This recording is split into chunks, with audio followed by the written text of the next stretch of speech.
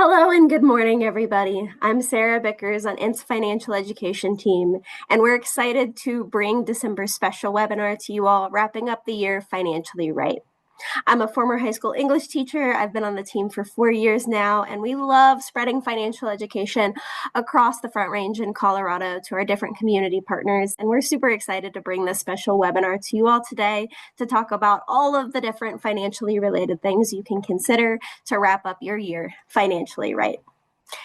In today's presentation, we're going to go over how to evaluate your budget at the end of the year and going into the new year, how to think about your financial values and money habits, and how to go about setting financial goals to set you up for future success.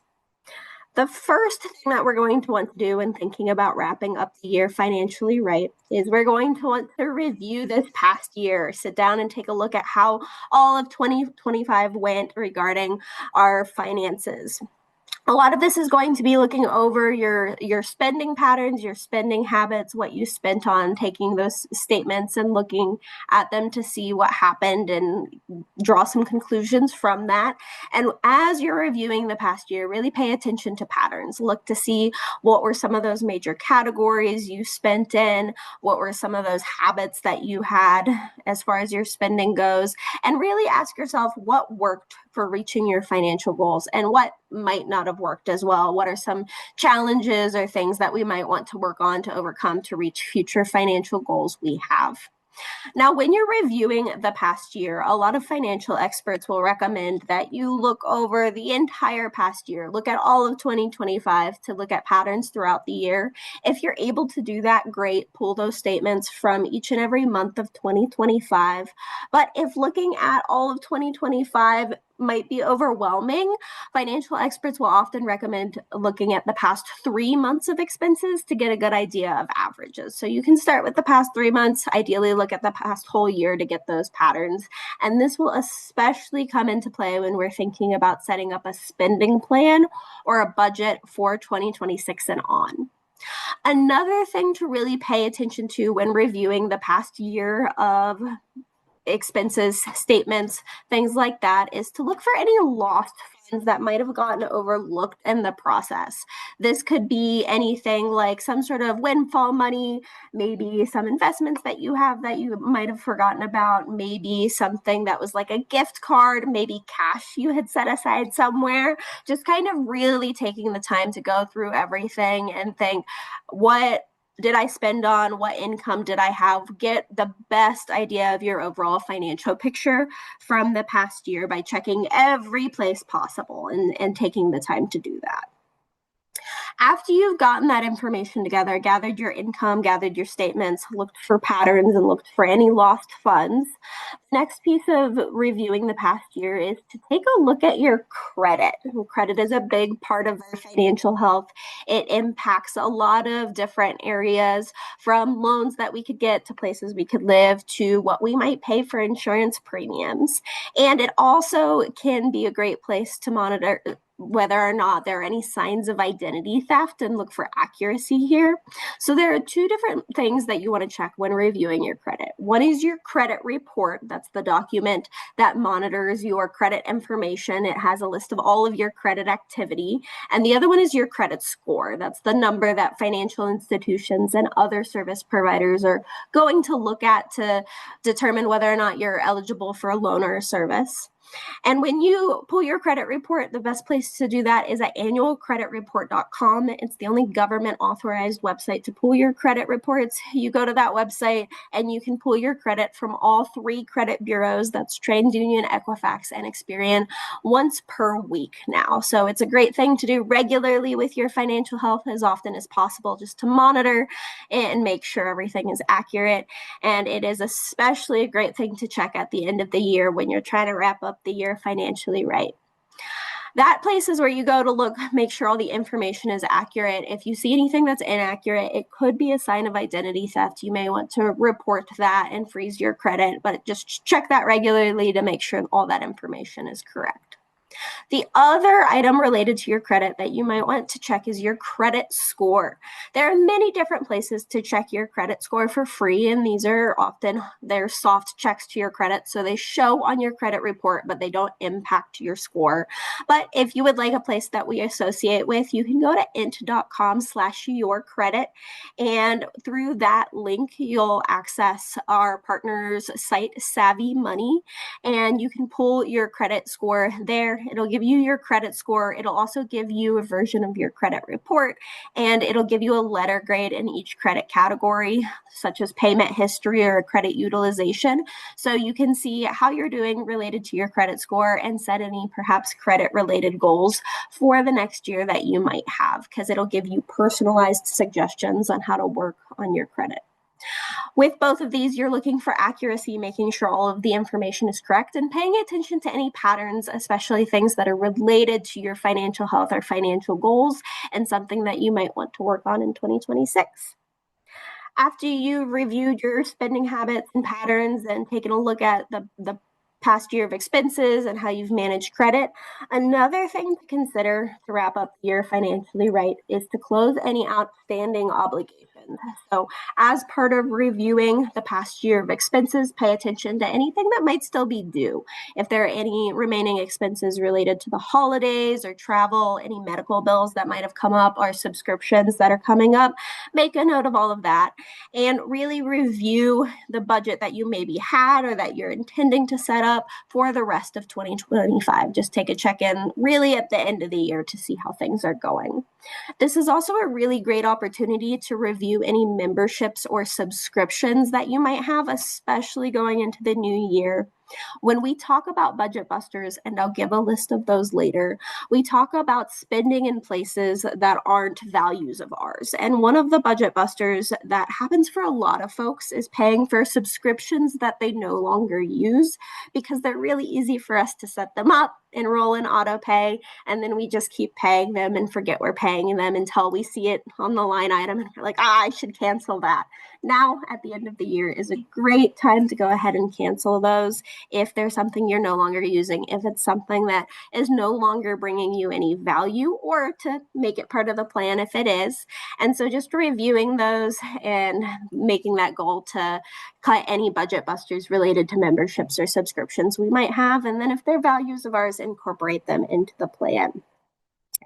After you have gone through outstanding obligations and made a plan for those for the rest of 2025, another thing that we might want to think about, especially looking into 2026, is how changes into the next year might impact our spending plan or our budget. And so when you're looking at the past year of expenses, looking at the past year of income, and kind of predicting what that might look like in 2026, one of the big things we might want to consider is inflation. Now, looking toward the end of 2025, the average inflation rate around this time has been about 3%. And so when you're looking into 2026 and trying to figure out, okay, what might my expenses look like in 2026, one recommendation is to use about that average inflation rate, so 3% or maybe a little bit more, like 4%, and predict that in 2026 your expenses will go up by that amount. And so using that as kind of a baseline, a guesstimate to anticipate what inflation might look like in 2026, so you can prepare for those increase in goods and services. That increase in expenses can be helpful as part of planning your 2026 financial plan. The other really big thing to make note of is, has or will anything change for you personally? Are there any really big life events that have happened? Maybe it's a change to your family size. Maybe it's a change to the place you live. Maybe it's a change to your income or anticipated expenses that has recently happened or you anticipate happening in 2026 that will really impact your overall spending plan or your budget. So make a note of any of those big life events and think, how are they going to fit into that overall picture? How are they going to fit into what I'm working toward and working on? And make note of that, along with thinking about inflation-related adjustments for the year. While we're sitting down and reviewing everything and starting to make predictions for 2026, another thing that we might want to think about is to get organized for tax season. This is both checking in at where we're at the end of the year and making preparations for tax season in 2026. And with the end of the year check-in, this is a great time to consider making any final donations or contributions, especially if itemized deduction is something that you anticipate doing.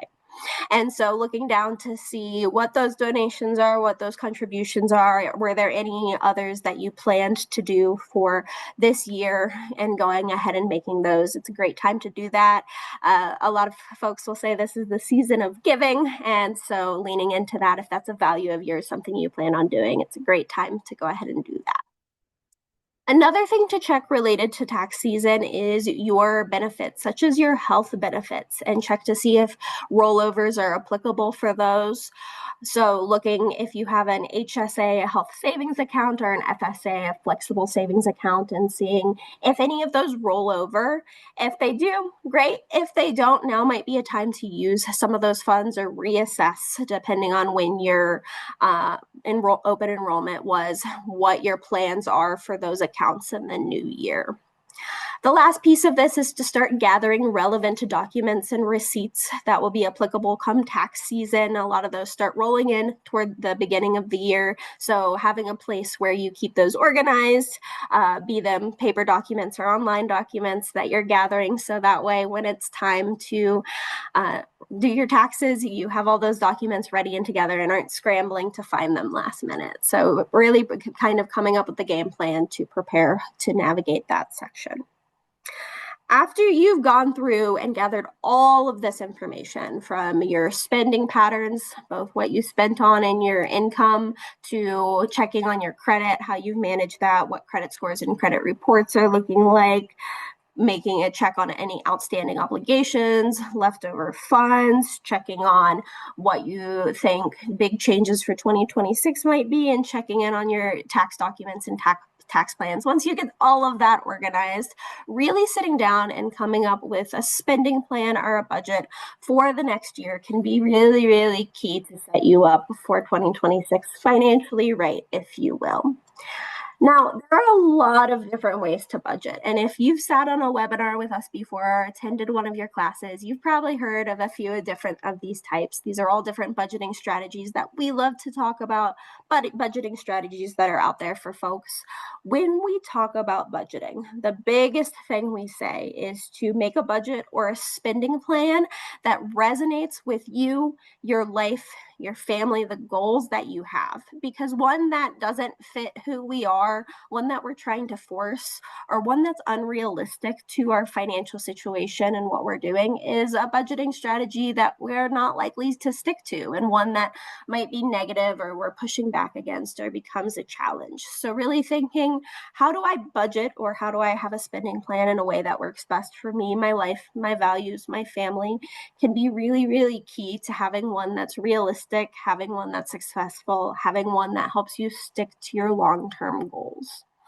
And that with that, as we said, there are a lot of different budgeting strategies to try that we love to talk to, but the key piece is picking the ones that are going to work for you, that resonate with you.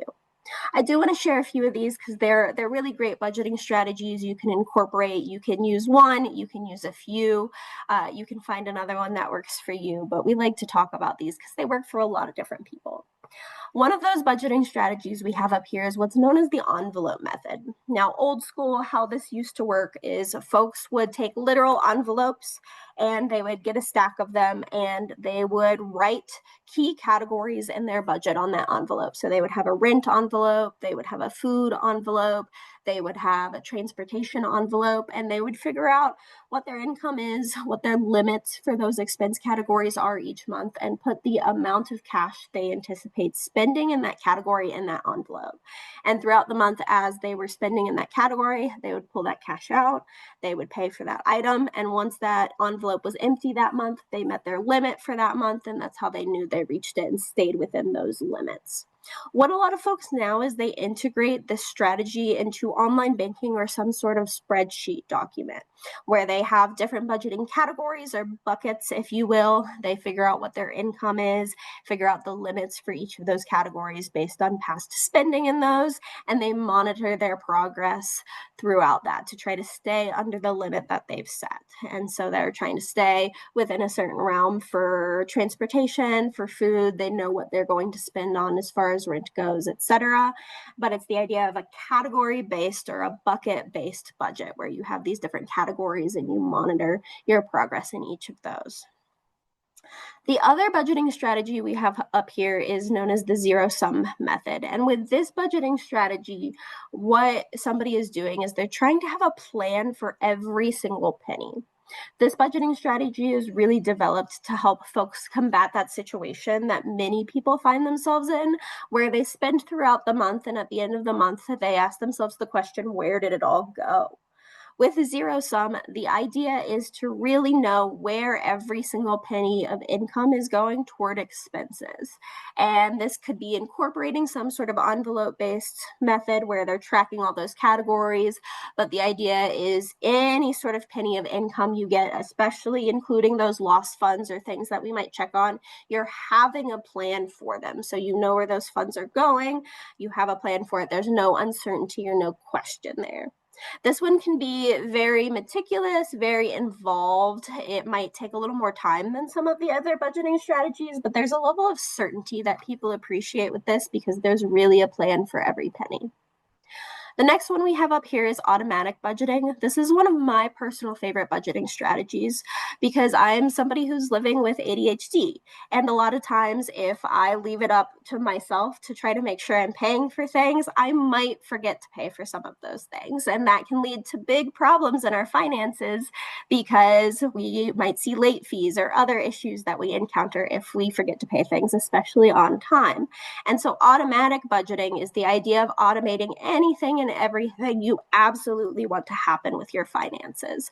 So you automate bill pay, you automate savings transfers, you automate increases to savings as they make sense. So that way you're absolutely reaching your savings goals because they're automated. You're absolutely making sure you're paying your bills because they're automated. You're automating anything and everything you absolutely want to happen, which can be great for folks like me, but also great for everybody because it's taking advantage of something, a cognitive bias. So a pattern in thinking of behavior that we have as humans known as the status quo bias, where our preference is for things to remain the same. It helps us in situations where we automate bill pay because we are making sure our bills get paid, but it can be a challenge in situations with something like those subscriptions I mentioned earlier, where we might automate those, but then when we want to cancel them, it's really hard for us to cancel them. So being mindful of what you automate is a key piece of automatic budgeting, but it's making sure the things that we absolutely want to happen with our finances are happening so we don't have to worry about it as much and we're less likely to forget. The key catch with automatic budgeting is this works well when your finances are relatively stable. If you're in a situation of financial hardship or financial challenges where you spend a lot of time shuffling things around, automatic budgeting might not be the best for you right now because you really are in that situation where you need to double check everything and you don't want to pay any of those extra fees because money was taken out when it wasn't available. The next one up here is reverse budgeting. This is another one of my favorites, especially combined with automatic budgeting. And the idea of reverse budgeting is backward planning your budget from the way a lot of people might approach it, where you're sitting down and you're saying, okay, what are my savings and debt repayment goals? What am I really working toward? What might it look like to reach those goals? How much money do I need to save each month to reach those goals and to get there? And when do I want to reach these goals by? And it's really making that a priority within your budget. So you're figuring out your savings and debt repayment goals first, and then working your needs and wants around this. I recommend reverse budgeting as a frame of reference to inform you on what your budget might look like were you to do this and to try to make those goals that you have and things that you work toward. But what I think a lot of folks find when they sit down to reverse budget is they have these goals and they might get a little reality check about what their goals are, where they're saying, oh, I don't know if I can reach those goals in the time I wanted them to reach. Or maybe you find out you absolutely can and it's really motivating. If you're in that first boat where you think that some of those reaching those goals in that timeline might be a little challenging, it's a great time to really ask yourself some of those hard questions. Am I going to have to cut a lot of excess expenses in order to reach those goals, or reevaluate how I'm spending now in order to reach those financial goals in the future? Or do I need to push back my deadline for those goals a little bit so they're more realistic for me? But it's a great way to see what reaching those goals would look like and to figure out what realistic goals are for you. And then when you combine reverse budgeting with automatic budgeting, you're absolutely reaching your savings goals at the time that you intend to reach them in a realistic way. So those are great budgeting strategies to combine. The last budgeting strategy that we have up here is what's known as the percentile budgeting method. And this one is keeping your budget really simple. It's really recommended so that way it's not something like envelope or zero sum where you're spending a lot of time figuring out categories and things like that. It's straightforward. You figure out what your take-home pay is, so your income after taxes and after other deductions, and you put a certain percentage towards needs, a certain percentage towards wants, and a certain percentage towards savings. With this, the oftentimes recommended percentages are 50% towards needs of your take-home pay, 30% towards wants, and 20% towards savings. That's what's recommended in certain situations for different goals of financial health, but most Americans are in a boat where they're spending a bit more, like 60 to 70% on needs expenses, and they make adjustments on wants and savings. The key idea here is to think what percentages make sense for you and what will help you reach the financial goals that you have, and don't try to eliminate wants entirely, because for a lot of folks, that's an unrealistic budget that they won't spend to. So having some percentage going towards each of them in a way that's taking care of needs, reaching long-term goals, and taking care of who we are now with that wants bucket. After you've figured out a budgeting strategy that works for you, so you can take all of the things that you reviewed from 2025 into 2026 with a refreshed savings plan that considers all of these things, another thing to really watch out for is those budget busters that I mentioned earlier. Now, budget busters, as I said, are really, it's any spending that isn't in alignment with your goals and your values, or that's outside of the money that you have to spend, things that are really, really breaking the budget. This could be the habits that you have, so the patterns you've fallen into with your spending that you don't even really think about, but when you look at your past spending, you can identify those patterns and say, oh, I didn't even realize I was doing this, but that might be something that you want to put that money towards something else that you care about more. To impulse buying, where we see it, we want it, we get it, but it's not really part of the plan. It's not really a value. It's just something that we kind of wanted in that moment. With impulse buying, one of my big tips is to have a rule where you wait a certain amount of time, be it 24 hours, be it 48 hours, but you have that sort of rule to try to prevent some of those big impulse buying pieces, because waiting, especially 48 hours, oftentimes leads to not making that impulse purchase in the first place, because you're giving some time and space to break that impulse, break that pressure, ask questions about the purchase, and make sure you're spending in alignment with your values. So 24 hours, 48 hours is better as far as that rule goes, but putting some time and space there to ask those questions is really key to combat impulse buying. Another big budget buster for folks can be retail therapy. This is the I had a bad day, I'm going to buy something to make me feel better piece. Having either a retail therapy budget, if you know that this is something you spend on, or having alternatives to retail therapy that are no or low cost, can be really key to combating how retail therapy might show up in somebody's financial plan. And then the last piece of this is unnecessary fees. This is the end of the year is a great time to review any sort of fees that you're paying. Ask yourself, am I paying for anything I don't need to be paying on? And this is the one time I give my super shameless plug for credit unions, because places like Ent and other credit unions can be great places to get low, no fee accounts and certain financial products. So really just shopping around to find the place that's going to work best for you and have more money that helps you work toward the financial goals that you have. After you think about budget plans and budget busters, another key thing to think about is the money beliefs that drive some of your financial decisions. There is a whole class that we present on financial psychology. It's one of my favorite topics because the more I learn about how people think about money and how I think about money, the more I can create budgets and financial plans and financial goals that are really personalized to me and really personalized to the people I work with. But in short, these beliefs that we have about money are deeply ingrained in our psychology, really influence our financial decisions, which influence our financial outcomes. That doesn't mean we can't challenge or change them, though. It just means working towards some level of awareness can help us really reach the goals we have in a way that's going to work for us. Money beliefs are often learned when we're really young. We see our parents do something, see the people around us do something, and those things that we see are things that our parents might have learned from their parents, from things that happened a really long time ago. So they can be generational, they're learned in childhood, and as I said, they're pretty subconscious. They can be deeply ingrained in our psychology. We may or may not be aware of them, but as we start to pay attention to these patterns, ask ourselves those questions like, why do I believe this? Where did this financial decision come from? We can find out what's really driving those financial decisions and behaviors that we have. Money beliefs are partial truths. There's a reason why we believe the things we do about money and do the things we do with money. And you can usually point to certain events that might explain them. But those particular events in the past, we might be overgeneralizing and applying to situations that don't fully make sense now. And so while they're partial truths, and there's truth in them, they're not the whole truth, or they might not be applicable in every situation. And as I mentioned, they are responsible for our financial outcomes. So identifying them and challenging any negative ones can be key to reaching financial goals that you have. If you explore your money beliefs and ask yourself, why did I do this? Where did this come from? And kind of figure that out.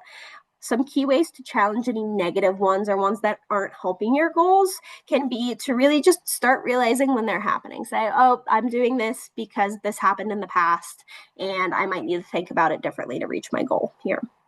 It can also be taking time before making decisions. Again, 24 hours, 48 hours can be great thresholds to just kind of work through any sort of those emotions associated with those financial decisions and reach the end goal that we're trying to work toward a little more rationally than some of those impulsive thoughts. Checking on your finances as regularly as possible is another key one. With this, being on this webinar, thinking about it today can be a great way to go about it. So you do that year-end review, but financial experts will recommend really as regularly as possible. For some people, that's every day. For some people, that's once a month, every 3 months. The further out we go, the less we're going to have a sense of how we're doing as far as our progress goes and what we're working towards. So as often as you can be key. And then creating a realistic spending plan, aka a budget, can be a key piece of this. Again, we want to emphasize that realistic piece, something that takes into account who you are, the people in your life, the values you have, and the things you're working toward. And then considering your financial habits and behaviors can be another, just those patterns that you've fallen into. When you're working on changing habits or skills related to finances specifically, there are a few key things we recommend you keep in mind.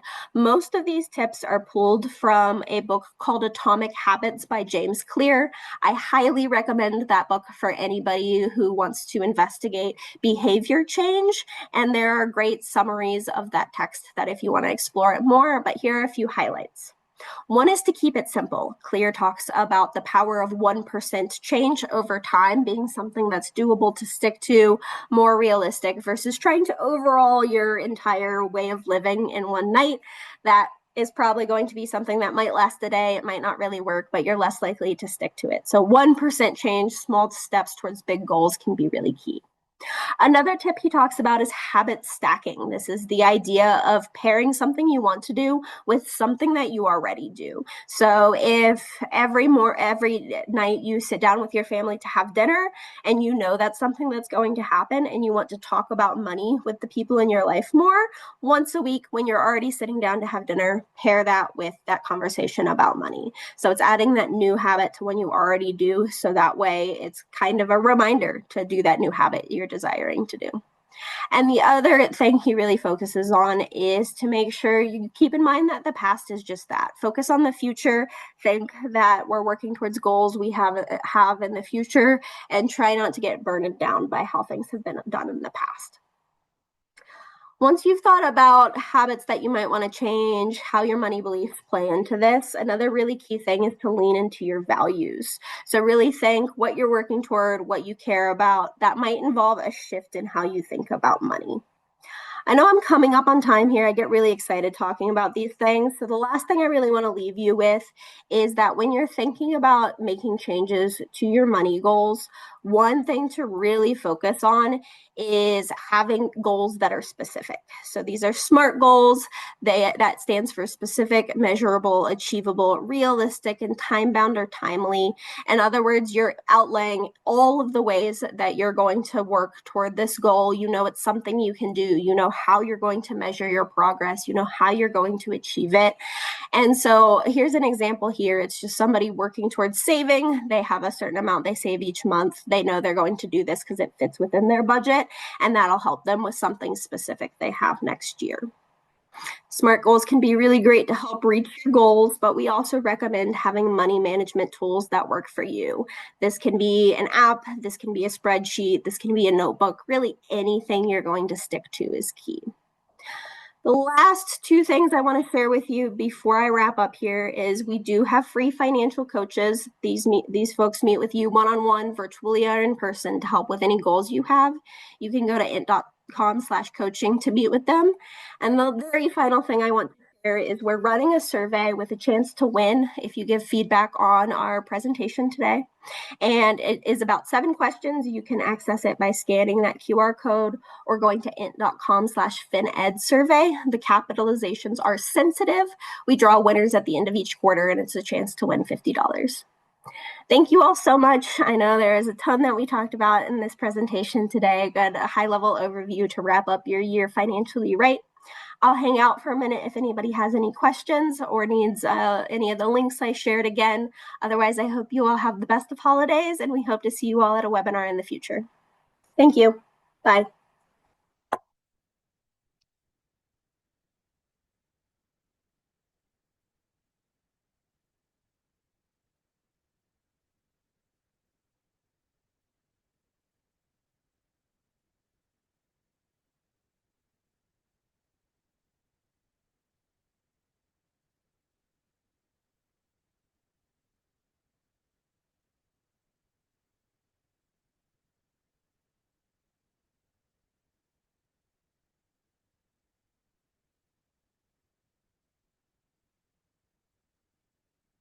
I'm going to go ahead and end the webinar if there aren't any other questions.